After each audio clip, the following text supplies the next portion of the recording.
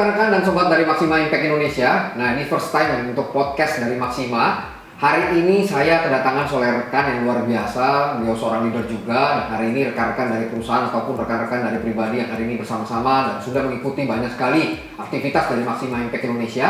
Nah, saya memperkenalkan ini Bro Hanan ya, salah seorang leader yang luar biasa. Nah, sebelum kita masuk hari ini dalam podcast Maxima, saya mau mengambil sebuah tema yang dahsyat ini. Nama temanya adalah Change or Die ya. Orang berubah atau sebuah organisasi berubah atau dia mati. Perubahan yang seperti apa dan mati seperti apa. Nah, yang ini hari ini kita akan bahas ya, Rohanan ya. Betul. Nah, senang banget sih bisa hari ini. Thank you dulu buat Maxima yang udah kasih kesempatan first time gitu ya untuk ikut ke podcast ini. Nah, waktu Golden sempat menginformasi kita akan bahas tentang perubahan atau mati gitu. Yang muncul di benak saya pertama adalah kita sepakat dulu nih kok, perubahan itu kayak apa? Konteks definisi perubahan. Karena kan ada yang bilang yang ngalir itu berubah. Karena kan situasi berubah, ekonomi berubah, kondisi Covid sekarang yang ada semua berubah, politik berubah dan lain berubah. Kita nikmatin aja udah ngikutin yang namanya perubahan. Nah, konteks perubahannya kayak apa nih menurut kalian ini? Nah, oke, kita bahas ini dulu nih ya. Kita harus tahu bahwa satu-satunya tidak pernah berubah dalam dunia ini itu adalah perubahan itu sendiri. Ya, karena kita tahu ya, dari zaman dahulu ada beberapa generasi, ada generasi baby boomers, lalu ada generasi milenial, generasi X, generasi Y dan bla bla bla bla bla. Artinya perubahan itu terjadi. Ya, jadi di dunia ini kalau kita tidak siap akan sebuah perubahan, kita akan mati. Nah, kalau ditanya perubahan seperti apa? Perubahan bukan mengikuti zaman saja, tapi bagaimana kita mengalahkan zaman itu harusnya. Oke. Berarti konteksnya perubahan itu berhubungan dengan diri kita, bukan dengan situasi yang terjadi, tapi terfokus buat diri kita. Yes, bukan hanya pribadi, tapi ini bicara tentang bagaimana organisasi kita berubah, bagaimana personal secara individual juga kita harus berubah, atau mati. Nah, mati dalam konteks tanda tanya di sini adalah ya, saya ada dua tangan begini. Kenapa? Saya berkata begini. Kalau mati ini bukan hanya identik secara fisik, tetapi ini bicara tentang growing, pertumbuhan. Mati di sini kalau kamu tidak siap akan sebuah perubahan, maka kamu tidak akan bertumbuh lagi. Not grow. Oke? Sip. Gimana? Oke, kalau ditanya soal perubahan, apakah itu bisa kalau nggak berubah pasti mati gitu ya? Kalau buat saya pribadi gini, kalau kamu nggak akan pernah berubah, lebih baik nggak usah hidup. Kalau saya mungkin konteksnya bukan langsung mati, karena mati itu kan ya waktu yang nentuin dan keadaan yang nentuin. Itu secara fisik loh? Secara fisik. Nah, konteksnya terus sekarang dengan diri kita sendiri, mati dalam hal apa? Dalam hal potensi yang sebenarnya masing-masing udah dapat dalam kehidupan kita. That's the point. Kalau kita nggak lakuin perubahan, hal terkecil pun kita nggak lakuin perubahan. Contoh lah simpel gitu. Kita orang yang gampang marah waktu ada situasi tertentu neken kehidupan kita. Terus kita tetap aja jadi pemarah.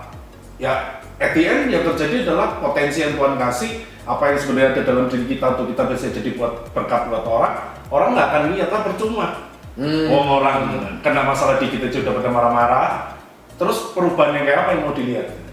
Nah, itu yang menurut saya itu jauh lebih penting, bahwa yuk kita mau belajar bahwa konteks perubahan itu banyak anak muda ya buat saya. Anak muda sekarang itu sukanya perubahannya pinginnya cepat. Instan. Pingin ini kalau enggak langsung spektakuler. Wow, langsung. Itu ngalamket misal gitu, doa pingin minta rumah langsung datang.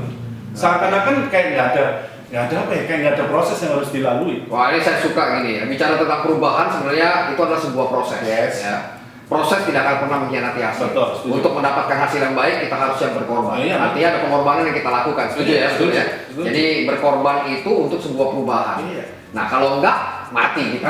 Kenapa? Kita akan tergeras, kita akan hilang. Kenapa? Karena memang sekarang ini dengan kondisi yang sekarang, baik itu perusahaan ataupun pribadi, kita tahu kita masuk ke dalam sebuah posisi di mana ini banyak hal yang tidak terduga. Kalau dulu orang bisa memprediksi sesuatu ke depan, tapi sekarang nggak tahu. Nobody knows apa yang akan terjadi ke depan. Seperti apa ke depan? Kondisi bagaimana ke depan? Pertumbuhan ekonomi seperti apa? Perubahan apa lagi yang akan terjadi? Ya, kita berpikir ya 1 tahun yang lalu pandemi berlangsung, 1 tahun ke depan segala sesuatu betul, perubahan itu mengarah kepada lebih baik. Betul. Nah, sekarang ini posisi kita masuk ke dalam PPKM lagi dan Covid sedang meledak lagi gitu loh. Sebenarnya ngefek perubahan itu sebenarnya banyak hal gitu. Kalau kita mau tanya, oke, mungkin setiap kita yang mungkin dengerin podcast menganggap bahwa enggak, aku baik-baik saja gitu. Terkadang kita merasa diri kita baik-baik saja, tapi secara nggak sadar sebenarnya kita nggak lakuin apa-apa. Dan itu prinsip nggak berubah. Yes. Nggak melakukan apa-apa sama saja lu nggak berubah. Nih, good. Ini saya mau garis bawahi di bottom line ya. Do nothing. Ya, waktu kamu tidak melakukan apa-apa, artinya kamu sedang tidak melakukan sebuah perubahan. Perubahan itu identik melakukan sesuatu. Artinya ada improvement. Ya. Perusahaan melakukan sesuatu untuk mengarah ke arah yang produktivitas, itu disebut dengan sebuah perubahan. Kalau enggak, ya dia stuck, artinya tidak grow. Good ini. Pribadi melakukan sesuatu, ya melakukan improvement sesuatu, personal kita melakukan improvement sesuatu untuk menuju kepada arah perubahan. Betul. Kalau tidak dilakukan, artinya juga dia Ada satu segmen yang saya suka dan saya selalu sampaikan buat orang-orang gitu ya. Apa tuh? Apa? Saya yakin gini, setiap kita sebenarnya pingin berubah sesuatu sih ya. Maksudnya gini, kita pingin punya goal sesuatu, pasti pingin punya rencana, udah pasti punya rencana mau jadi orang sukses, punya perusahaan yang jauh lebih besar, punya kehidupan yang jauh lebih baik, bener gitu, itu pasti kita punya. Itu respon otomatis yang kita nggak perlu buat, itu bisa muncul sendiri. Betul. Tapi saya satu bilang gini, banyak kita suka ngerencanain perubahan, banyak kita suka mikirin mau berubah apa, banyak kita nulisin mau berubah apa, tapi nggak lakuin apa-apa. Wah, lu lagi ngomongin gue nih. Tersinggung kali berubah sama-sama kan gitu. Ini kayaknya dia ngomongin saya ini. Karena saya tahu memang bicara tentang perubahan bukanlah sebuah perubahan sampai terjadi sebuah perubahan. Jadi kalau lu bilang mau berubah, tapi nggak berubah, sebenarnya nggak berubah. Iya. Rencana itu namanya bukan perubahan.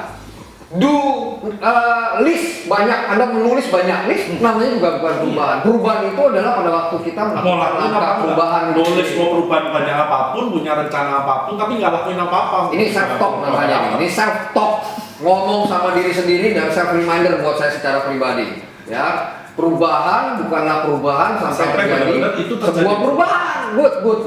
Memulai dengan perubahan selalu mulai dengan satu tindakan. Nah kalau kita nggak bertindak apa-apa, cuma nulis doang, terus mau dibilang berubah, ya nggak ada. Orang yang pertama mesti ada sesuatu yang dilakuin. Yang kedua, orang pasti melihat sesuatu dampak apa yang kita lakuin. Waktu orang nggak niat, ya berarti kita nggak lakuin apa-apa. First step is very important. Artinya langkah pertama sebuah perubahan adalah yang paling penting. Karena kalau kamu nggak pernah melangkah, kamu nggak pernah berubah. Self reminder lah. Iya, balik ke diri kita sendiri. Sedangkan perubahan itu selalu berdampak buat orang lain. Self reminder for me. Ini adalah kata-kata pengingat buat saya. Perusahaan ingin lakukan sesuatu, dia ingin lakukan perbaikan dalam perusahaannya, tujuannya supaya perusahaan lain connecting teman-teman perusahaannya lihat perubahan itu pasti ngasilin sesuatu. Action plan apapun yang dibuat useless, nggak ada gunanya kalau nggak ada langkahnya. Betul. Jadi kita bikin action plan, bikin meeting besar, baik itu Q1, Q2, semua. Kuartal 1, kuartal 2 kita bikin action plan yang sangat bagus. Tapi kalau tidak ada langkahnya, tidak ada tindakan realnya, tidak ada aplikasinya, ya nggak ada guna. Sama buat pribadi juga sama. Mikirin mau berubah, pengen sukses, punya keuangan jauh lebih baik, ekonomi jauh lebih baik, buat diri sendiri, nikah pengen yang baik. Ya toh punya anak pingin yang baik, tapi nggak lakuin apa-apa, kerja malas-malasan, punya duit nggak nabung, tapi pingin ini punya sukses, pingin A, pingin B, pingin C, mau ngomongin apa? Gua sama begini. Nah, kalau boleh dilihat ya, ini bicara tentang produktivitas. Kalau kita lihat produktivitas, karena buat saya perubahan itu selalu identik dengan produktivitas. Betul. Nah, kalau kita bikin ukuran produktivitas itu diukur dari apa? Produktivitas itu selalu diukur dari efektif dan efisiensi. Apakah kehidupan kita, apakah organisasi, ini secara pribadi bisa, secara organisasi bisa, itu sudah efektif dan efisien belum? Karena ukuran produktif itu adalah efektif dan efisien. Efektif itu bicara tentang jangka waktu. Efisiensi bicara tentang sumber daya. Apakah kita sudah menggunakan organisasi kita dengan waktu yang sudah semaksimal mungkin, yang terbaik ya? Lalu apakah sumber daya yang paling maksimal yang bisa kita lakukan itu sudah maksimal atau belum? Nah, jadi kalau kita bicara tentang produktivitas secara personal juga pasti ukurannya efektif atau efisien, betul ya? Nah, kira-kira sih kita coba ngebahas nih langkah perubahan apa yang paling simpel bicara tentang produktivitas, ini efektif atau efisien. Kita sebagai personal, sebagai organisasi perubahan seperti apa? Karena saya percaya begini, continuous improvement itu harus dilakukan dalam sebuah kata yang sangat terkenal sekarang. Banyak orang sudah menggunakan katanya namanya Kaizen. Ya. Untuk sebuah perubahan yang ke arah lebih baik. Ya. Nah, itu artinya adalah continuous improvement. Bicara tentang perubahan harus setiap waktu, setiap saat mengarah ke arah yang lebih baik. Kalau enggak, kita tidak melakukan perubahan dan tidak ada pertumbuhan. Karena comfort zone, zona nyaman, itu adalah sebuah zona di mana akhirnya membuat kita tidak akan pernah bertumbuh. Itu penyebab terbesar kali ya, Bro. Penyebab terbesar kita nggak mau mengalami perubahan adalah karena zona nyaman. Ya, penyebab terbesar sebuah pertumbuhan adalah zona nyaman. Zona nyaman, merasa dirinya udah baik-baik saja, merasa dirinya udah cukup-cukup saja. Hal itu yang bikin. Nah, kalau ditanya sama Coach saya reminder lah, kamu nih ngomong berdua terus nih kayaknya nih. Aduh, mari kita dapat sama-sama kan gitu. Ini gue lagi nyaman apa enggak? Masalahnya bahaya sekali karena kalau aku ada di zona nyaman apa enggak? Kalau ada di zona nyaman kan akhirnya nggak akan ada perubahan. Buat pribadi sebenarnya zona nyaman juga jadi masalah terbesar. Jangankan untuk perusahaan. Buat pribadi zona nyaman apa yang kita merasa diri kita sekarang baik-baik saja dan nggak ngelakuin apa-apa karena menganggap kita sukses. Ukuran kita, kita nggak lakuin apa-apa. Ukuran sukses itu apa? Wes, nah, lu ngomongin sukses soalnya. Salah ngomong nih. Sekarang aku ngomongin sukses, salah ngomong nih. Kalau aku dulu nih ya, sukses itu yang pertama punya duit. Wih, ya iyalah. Zaman dulu nggak ada duit mau apa kok? Mau deketin cewek nggak ada duit, pulang. Mau makan pakai apa? Simpel loh. Duit yang pertama. Terus yang kedua penampilan buatku. Penampilan? Nah, emang ada masalah kan? Dulu bermasalah. Memang kelihatan lu kayak orang tua. Gue lebih tua tapi kayaknya lu penampilan yang secara muka usia gue lebih tua. Yang penting kan statementnya jelas. Kedewasaan. Lihat penampilan lu, penampilan orang tua gitu ya. Yang pasti kan kedewasaan nggak pernah diukur dari umur. Dari penerimaan tanggung jawab dulu. Tuh, jadi baik ya. Mau statement yang bagus sekali bahwa ukuran kedewasaan tidak diukur dari seberapa besar usia Anda atau seberapa tua Anda. Tetapi ukuran kedewasaan itu diukur dari seberapa besar Anda siap menerima sebuah tanggung jawab. Orang dewasa adalah orang yang siap ya terima tanggung jawab.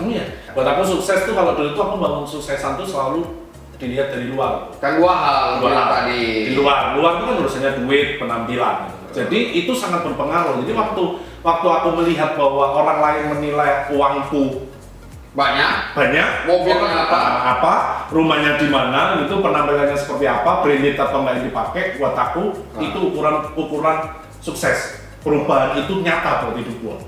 Nah, tapi ternyata waktu gua tahu bahwa sebenarnya kan tapi buat gua sih itu hal yang wajar. Semua ngalamin. Semua ngalamin. Cuma masalahnya problemnya adalah banyak orang anak muda sekitar gua waktu itu nggak tercapai mati. Kenapa? Karena ukurannya adalah itu. Ya, duit sama penampilan. Ya intinya apa yang ada di luar dilihat orang lah gitu. Itu yang terjadi justru mati, nggak mengalami pertumbuhan apa-apa. Kalau ngomong begini, ukuran keberhasilan itu berdasarkan itu, memang ini akan sulit dikejar. Kenapa? Karena ukuran lu sama ukuran gua pasti akan semuanya beda-beda. Nangkap ya? Betul. Lu nganggap dengan satu mobil buat lu udah berhasil, tapi ada banyak orang punya 3, 4, 5 mobil, buat dia itu masih belum. Betul. Ada yang bilang punya rumah mewah sudah berhasil, tapi ada yang punya pesawat. Jadi ukuran keberhasilan nggak bisa. Makanya buat jadi bilang mama kok bahwa waktu aku bangun dengan itu, bahkan orang-orang sekitarku bangun dengan itu, yang tadi rontok.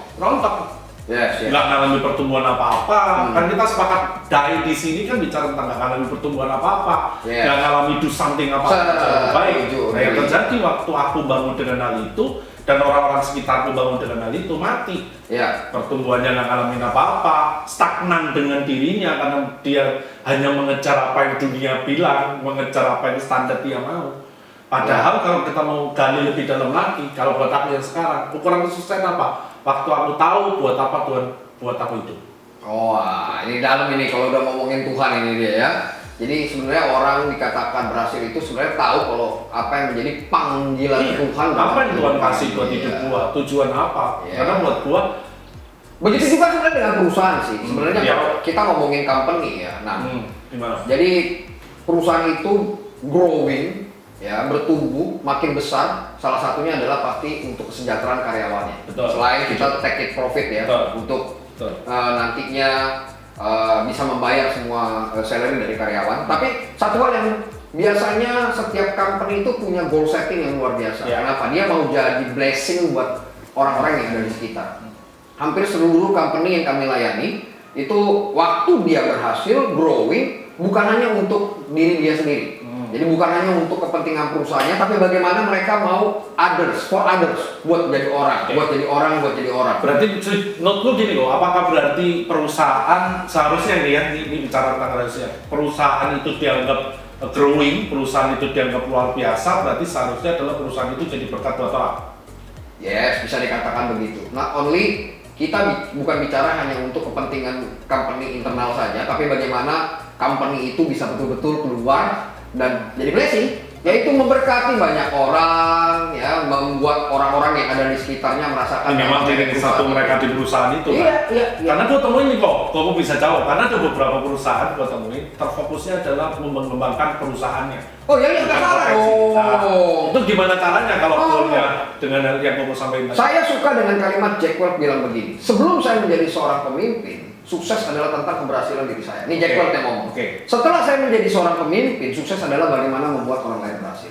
Pertamanya dia harus take it profit, dia take it benefit, dia harus kembangin company-nya untuk jadi besar. Ya, setuju. Tapi begitu besar, fokusnya sudah bukan hanya diri dia pribadi. Itu yang jadi note dari saya. Ya, bukan hanya untuk organisasi pribadi, tetapi bagaimana organisasi ini bergerak, ya, kemanusiaannya tinggi, bagaimana dia bergerak bukan hanya untuk organisasi internal dia, tapi untuk orang lain yang ada di sekitarnya. Nah, sekarang itu yang kita ngomong bicara tentang. Sekarang gue nanya, tadi gue udah nanya ke gua, konteks sukses apa? Nah, gua kan sekarang karena gua adalah kerja sendiri gitu, jadi fokusnya baru ke diri gua.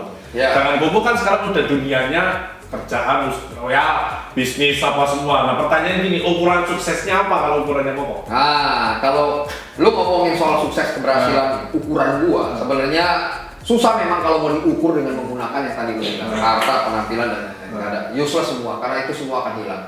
Tapi kalau gua pribadi, dari dulu memang punya ukuran keberhasilan adalah pada waktu kita berjalan menggenapi apa yang menjadi rencana Tuhan dalam kehidupan kita.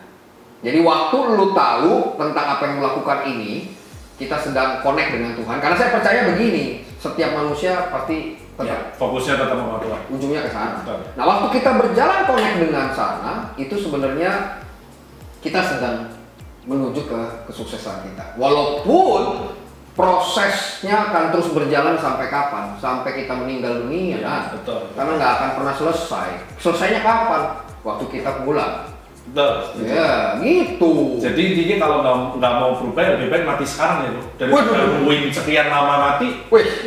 Amat. Nih kalau ngomong self reminder lagi. Ya, teman-teman kalau nggak mau berubah katanya mati sekarang. Ini ngeri, tapi self reminder. Kenapa? Sebenarnya waktu kita nggak berubah, ini serius ini self reminder buat saya secara pribadi, karena waktu kita nggak berubah, artinya kita siap-siap mati. Mati artinya ya nggak akan ada pertumbuhan apa-apa lagi. Karena itu ya kan, thank you buat hari ini kedatangan lu. Thank you. Gue berharap kita bisa ngobrol cicet-cicet gini lagi santai di Maxima Podcast. Dan teman-teman jangan lupa tetap dengerin Maxima Podcast ya. Kenapa? Karena nanti kita akan bahas banyak tema-tema yang menarik lebih lanjut lagi. Saya percaya bahwa hari ini change or die ya. Intinya bicara tentang bahwa perubahan itu adalah sesuatu yang penting. Tanpa ada perubahan maka tidak akan pernah ada pertumbuhan. Perubahan selalu identik dengan apa? Dengan improvement. Jadi perusahaan atau personal, organisasi atau personal tetap harus mengalami sebuah perubahan. Perubahan ke arah yang lebih baik. Itu bicara tentang continuous improvement, Kaizen.